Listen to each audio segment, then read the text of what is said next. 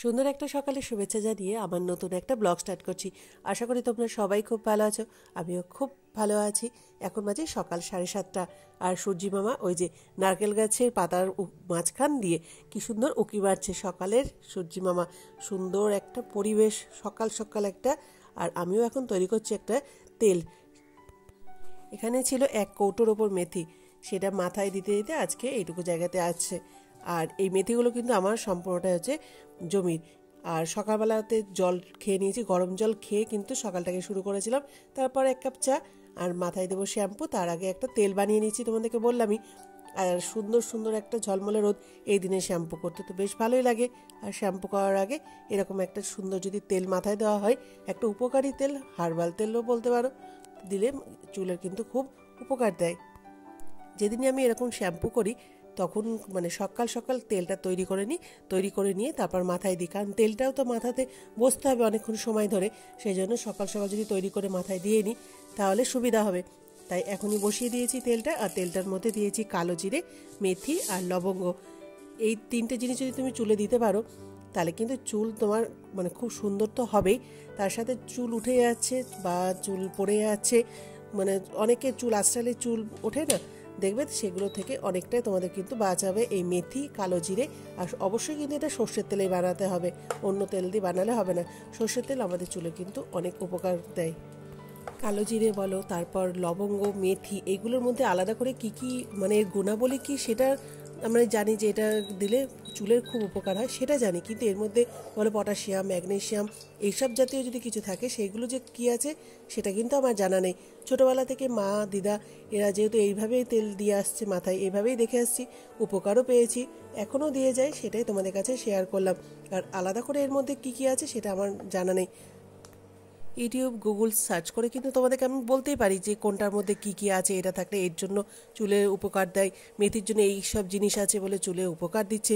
এগুলো তোমাদেরকে আমি বলতেই পারি ইউটিউব সার্চ করে, গুগল সার্চ করে। কিন্তু সেটা বললে মনে হবে যেন আমি তোমাদেরকে জ্ঞান দিচ্ছি। সেই জন্য আমার যেটা যেটুকু জানি, নিজের চুলের জন্য যেগুলো উপকার দেয় সেগুলো তোমাদের কাছে শেয়ার করার চেষ্টা করি। কারণ আমি যেহেতু উপকার পেয়েছি জিনিসগুলো থেকে, সেই জন্য তোমাদের কাছে শেয়ার করি। তেলটা কিন্তু পুরো তৈরি হয়ে গেছে, এই যে ওভেনটাকে অফ করে দিয়েছি। এখন এটা ঠান্ডা হবে একটু, তারপরেই মাথায় দেব। যে মেথি, কালো জিরে আর লবঙ্গ, 3টে জিনিস আছে সর্ষের তেলের মধ্যে, অবশ্যই সেটা।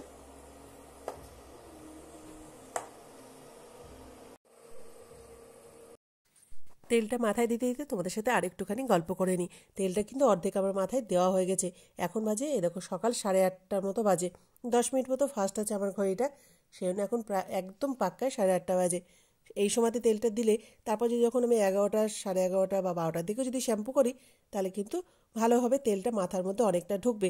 সেই জন্য সকাল সকাল তেলটা যদি দিয়ে রাখা যায় অনেকটাই উপকার হবে।